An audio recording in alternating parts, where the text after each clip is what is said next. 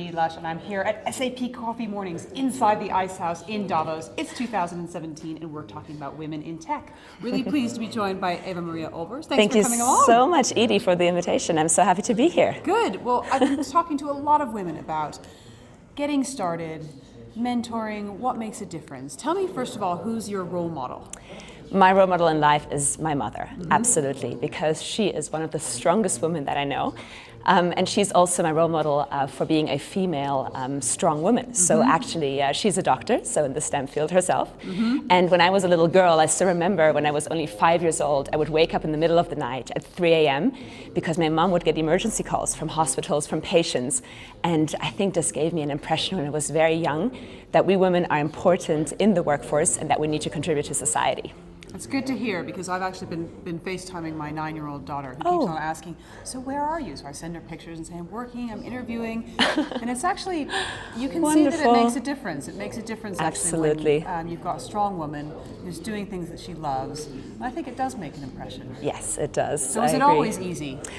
Not always. I've I've been working in a lot of different fields, from banking, over management consulting, and now in the tech and the startup world.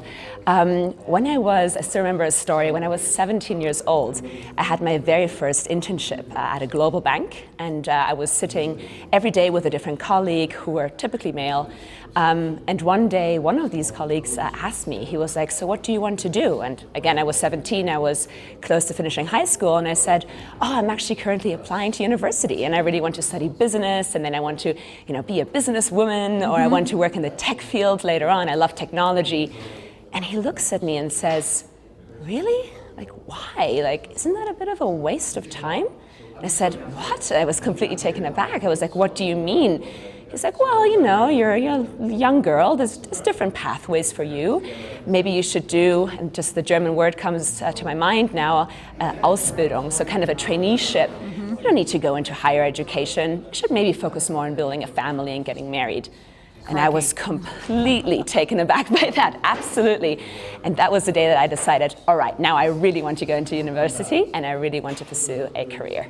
So tell me, how are you now giving back? Because I know you're here as a global shaper at the World Economic Forum. Tell me how you're giving back. Absolutely.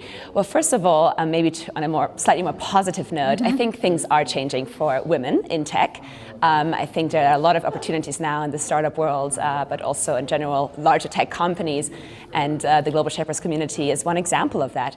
How do I personally give back is that I actually mentor young students in Ghana.